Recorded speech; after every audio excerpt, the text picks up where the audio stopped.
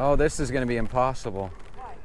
I should have definitely went earlier in the day when it was totally sunny.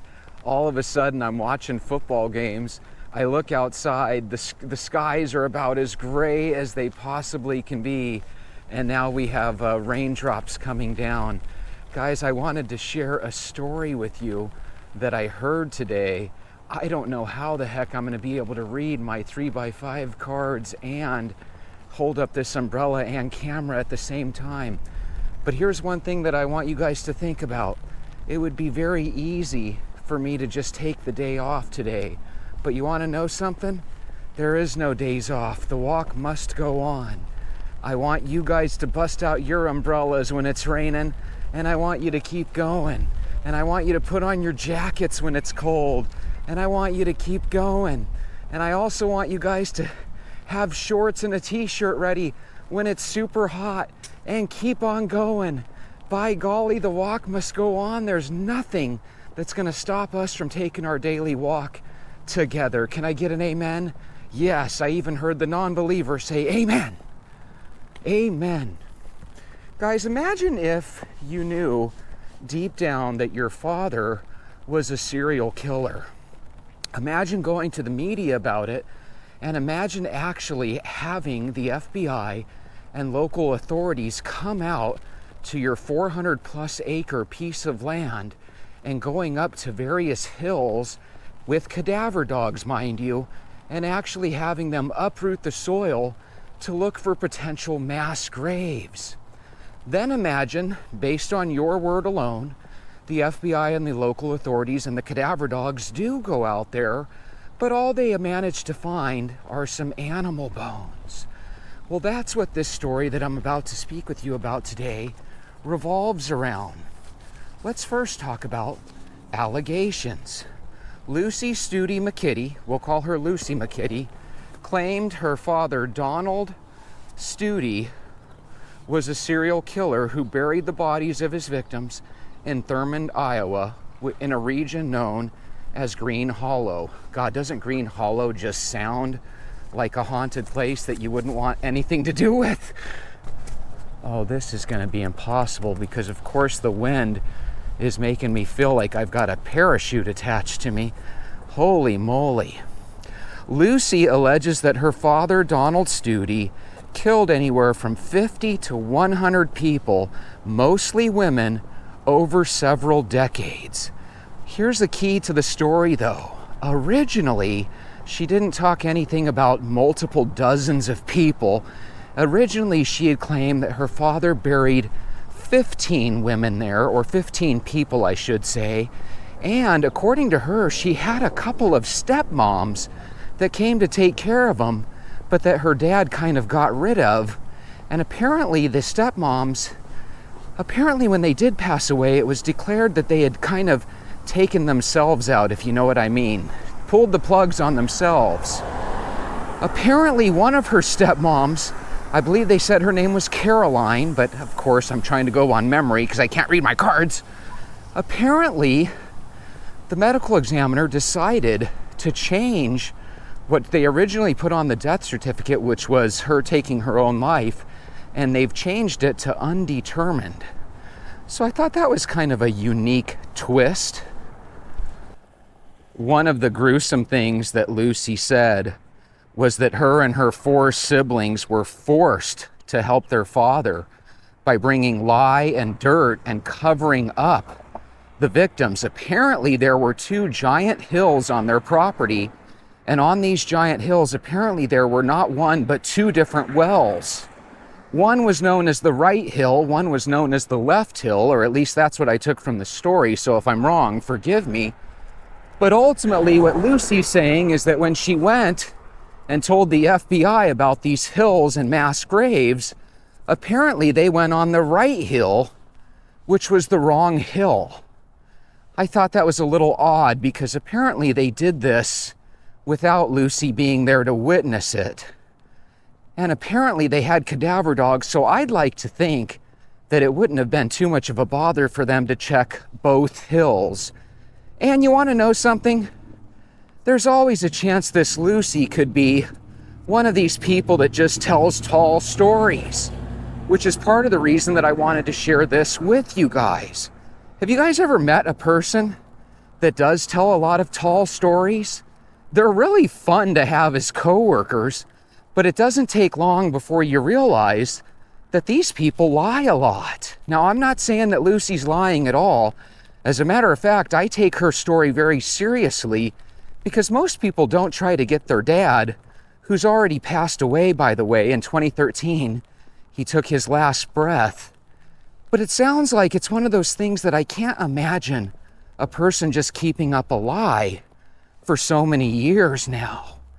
So there's people out there that don't believe her, but on the video that I watched of this story, there were quite a few people that did believe her. Apparently, though, her siblings that she claims helped by taking lye up to the hill and dirt and covering the bodies, apparently they believe that their sister Lucy actually made up the story about their dad. Lucy kind of hinted to the idea that some of these things are so traumatic that there's at least a chance that her siblings might have erased it out of their own memories. Which, from what I understand, on the surface level, that sounds kind of iffy, but on a deeper level, a lot of people do have a tendency to kind of black out when it comes to memories of trauma that they might have experienced as kids. Gosh, I probably should have just went without the umbrella. So the interesting thing was the cadaver dogs. They went up on these hills and they actually started signaling. But apparently when the FBI got to digging, and they apparently dug pretty deep into the land, apparently all they found were animal bones. Now, here's the question I have for you guys. If somebody is trying to discover mass graves, it's one thing if they don't discover a single person. But when all of a sudden you have, let's say 15 all the way up to 70 or 80 people that are supposedly buried up there, you figure the cadaver dogs would have at least got 1 or 2 hits. But apparently this hit that they got wasn't even human bones, even though this is a little bit of an older story. The main reason I brought it up is because on this last video that I watched, apparently there's a little bit of extra evidence that kind of popped up. If you remember, I told you a minute ago that her siblings kind of called their sister a liar, kind of fabricating the story, if you will, or at least accused her of that. But then apparently they found one of her sister's diaries where it sounds like in the diary she actually agreed with her sister that the dad had killed some people on the property. So, that kind of reminds me of when you're watching a movie and all of a sudden you get the bum, bum, bum. That's one of those moments. God, I'm really disappointed that I didn't immediately get out and walk during the daytime for this story, because now I have these winds and I can still hear little drops of rain hitting on my umbrella. God, what a pain in the butt I've put myself into. We'll come across these people that just love telling fantastic tall tales. Some people are disgusted by these folks because their thinking is, if you're not going to be honest with me, why would I want to have a conversation with you? But the reality is, when people lie and tell you tall stories, man, they don't get any better. People with tall tales will talk about how their car stereo system was the greatest, how their grandparents were the biggest Hollywood legend, how they have inside information on terror cells in this country. I even had one guy that called up to a pharmacy when I worked with him, and he claimed to be a fecal matter specialist. Yeah, that's right, a fecal matter specialist. He claimed to be a specialist in the element of poop. A specialist when it came to poop. And he called up the pharmacy. He was sitting right in front of me at a desk.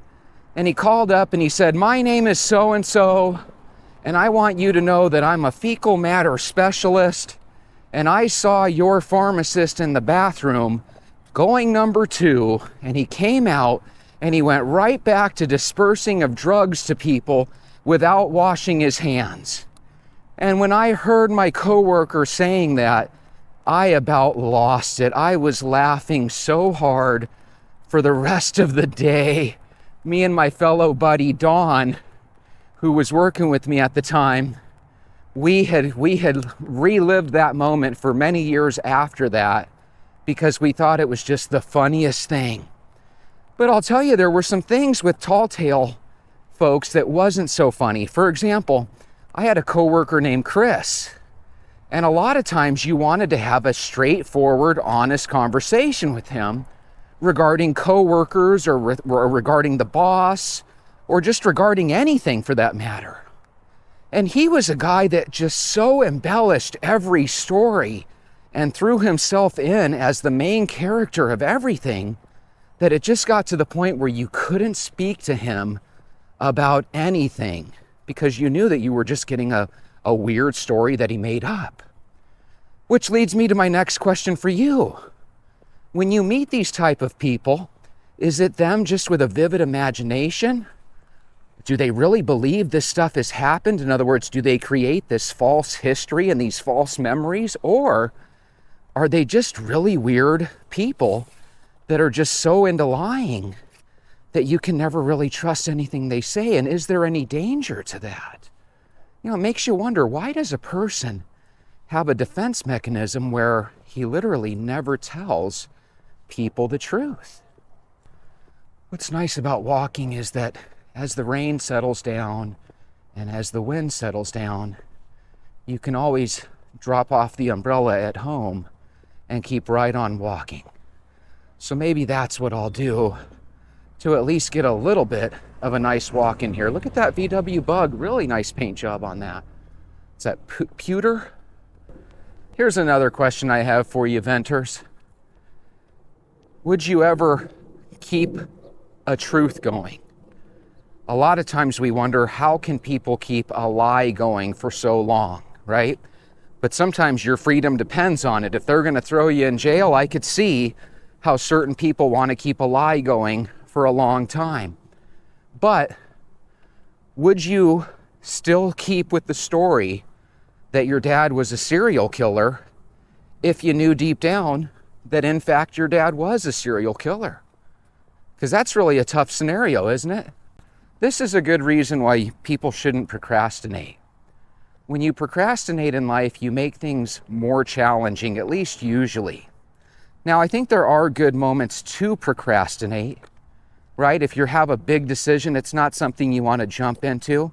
And no, I don't consider pondering something for 8 or 9 hours really doing yourself a service. What you need to do with some decisions, right? Like, do I want to get divorced? Do I want to quit my job? Do I want to jump in on a 90-day walking challenge with Jesse? Those are things that sometimes you need to ponder for a little bit more than a day or two. Heck, when it comes to your future and your marriage and stuff, those are things that you should probably ponder for weeks on end, if not longer. I think a lot of times we are so emotional as people that we dive and jump into things. The problem with people that tell tall tales is that a lot of times they never want to come clean. It's really weird. I've had some girlfriends like this in the past. Excuse me. When people don't want to come clean, they have a tendency to add more and more lies to the story. When you ask them about these stories after a long time, they slowly but surely start to make mistakes. If you remember, I told you that originally she said that her dad had taken about 15 people's lives. Well, that has, through the years and decades, somehow escalated to the point where now she's claiming there's anywhere from 50 to 80 bodies, maybe even as many as 100, up there in those hills where her dad and her siblings all, lived together for many, many years. But again, the tough thing is when you're dealing with somebody that tells tall tales, it's really hard to distinguish when they're actually being honest. Now, there is a way that you can escape this if you're one of these people that does occasionally tell tall tales. It might not be a bad idea to go ahead and maybe change your ways, maybe apologize for always, exaggerating every story, embellishing every single thing that happens and making it sound like it's way more exciting than it is. because you never know when there's going to be a moment in your life where you actually do have to cry wolf, and there's actually a wolf there. One of my favorite Twilight Zones is, and I don't remember the name of the individual show, but there was this guy that would tell tall tales, and then all of a sudden he was talking about how there were aliens and stuff, and they were trying to take over the world, and absolutely nobody believed him. And then the very last scene, the person behind the counter, it was kind of one of these ice cream shops, if I remember right, or a soda fountain shop. And the guy behind the counter ended up kind of leading you to believe that he was actually an alien. So the guy was actually telling the truth, And sometimes those lessons happen in life. When I was a little boy, I think I told tall tales, but I think I got over those really quick. I think by the time I was in 3rd, 4th, or 5th grade, those tall tales were out of my system. And I think a lot of us are like that. But again, I've met some people that even as adults, they really like to lie a lot. Is it a lie if your brain remembers these things differently? I don't know. I guess I would argue that it's not a lie. And I would also argue that sometimes we get our facts mixed up. For example, Lily, you've caught me a couple of times where I've said, hey, that movie, Single White Female, one of the stars in that was Ali Sheedy. And you corrected me and said, no, it's actually that girl from Fast Times at Ridgemont High. And sure enough, I look up, I do the homework, I see what you're saying, I type it in, and I find out that you're right. But if you look at that girl and Ali Sheedy, they kind of look alike. So you can kind of see how I had a false memory based on that. To this day, I think they almost look like twin sisters, but they're not twin sisters. And I think there's a handful of famous people that do kind of have a doppelganger. Let's get on to a couple of these questions that people said. The reason I picked some of these questions is some of them sounded like they've really been close to this story for a long time. At Kathy4804 says she's not lying. It's curious how the federal agencies don't want to prove her right. Digging on the wrong hill sounds intentional. You know what I think? I think they probably did dig in the right hill and the wrong hill and other places. I think they had those dogs out there for hours on end sniffing, and I don't think they found anything. I think sometimes things are just so weird in our brains, and there might even be a little mental illness, that after decades, little lies can become so big. And I just really think she might be fibbing. Now, Jesse, how do you explain her sister's diary? Well, my God, guys, some people are so good at lying, they might get a hold of their sister's diary and put in a whole stanza of shit that never happened. You just never know. Now, here's where I'm being unfair. I don't know if this lady, Miss McKiddy, I don't know if she was guilty of telling tall tales. Maybe she was one of these people that was very honest. Maybe when she was helping her father dispose of these bodies with her siblings, maybe they were absolutely terrified of their dad, right? So there are reasons not to tell. And also back then in the 70s and stuff, when I think these things started originally happening, there was a lot of rumors about what would happen if your parents went away and you and your siblings were thrown into, the foster care system, or into an orphanage or whatever the case might be. I could see how kids would have a lot of fear there. Would the fear overrun the idea that you're living with a crazy man that supposedly took out a couple of your stepmoms through the years? I don't know. I really don't know. Here's one thing though. Even if she is telling a fib, even if it is a lie, so to speak, I'm almost glad that she did, because it sure is interesting as all heck to talk about it, don't you think? Robin Bo Bobbin. Robin Bobbin Bo Bobbin Banana Fana Faux Bobbin. She says, I saw her talking about this a long time ago. This needs to be taken seriously. If there are bodies, their loved ones deserve answers. So again, I totally agree with you, but does it get any more serious than FBI and local and law enforcement, along with cadaver dogs, actually going out there? And do you think if somebody hid anywhere from 15 to 80 bodies, do you think they would be able to hide that from the cadaver dogs? You know, I think sometimes we forget that these dogs have the ability to like smell multiple feet under the ground, for Pete's sake. If there's anything to be found, they're usually able to find it. And I don't think that there's some weird reason for the FBI or for local law enforcement to purposely, you know, have a blind eye and a deaf ear to this stuff. I don't think there was anything that was keeping them from wanting to reveal the truth. Now, you could say that a small town wouldn't want to be embarrassed because they weren't able to do this stuff on their own. But I mean, that's not the case when you already have the FBI there. So again, it's one of those where it's real easy as a fan of a YouTube video to say, oh, those police, they probably screwed up again. But I don't really see any agenda for them to want to screw up on purpose. Do you guys? What's crazy is that other than a couple of little drops here and there was absolutely no need for me to have this umbrella. This umbrella made a comfortable walk super duper uncomfortable. Why do I mention that? Because when you walk, you might have your giant purse over your shoulder. You might have a bag of groceries in one hand and a backpack in the other. When you're taking your walk, go out and enjoy your walk. And the best way to do that is to be comfortable.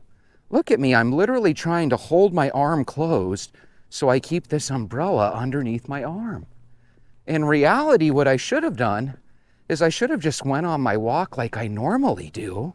And then if it started raining, I could just pause the camera until it either stopped or something else. But sometimes the human brain says, oh my God, I better do this immediately. There's no time to delay. And I don't know if you guys would agree or not, but in life, I find that when you're rushing and you're not thinking things through, everything usually goes wrong. At Crafty Cat says, why on earth wouldn't they let this lady lead them to the right spots? Why would they go alone? Now, Crafty Cat, here's a question I have for you. You're the FBI. This lady tells you there's 2 hills up there, and you're taking the cadaver dogs. I think the cadaver dogs probably checked out both sources, and they probably quickly found out there's no mass graves up here. I think based on the skills of the cadaver dog, and also people have skills themselves. Keep in mind, I'm sure a lot of the FBI and local law enforcement had went out before to see if they could tell if something was disturbed ground. Let's say you dig up a shallow grave in your backyard, and all of a sudden grass grows over everything a year later. There's still professionals out there that can tell, hey, this piece of land doesn't quite match the other pieces of land. This looks like a place that somebody might have tried to bury some evidence here. And a lot of times they're able to find it. Now here's the question that I would probably want to ask a cadaver dog handler, is if these bodies were under the ground for, let's say, 40 years, because, you know, the late 70s to now, that's 45 years ago, right? Is that something that a cadaver dog would lose the scent on? Is it too old to make anything of it? That's what I would be interested to know. Because if that's the case, then cadaver dogs be damned. You need to just take some excavators and you need to literally excavate the land and see what's under there. But if you do that and it ends up costing the FBI and local law enforcement, let's just say 6 or 7 figures to do it, because you know that stuff's expensive. Well, then at that point, you have to start to say that Lucy McKiddy is a little bit of a criminal. Because again, you're kind of wasting resources on something that might just be a big, fat, glorious lie. Carol Maresca 450 says, poor hun.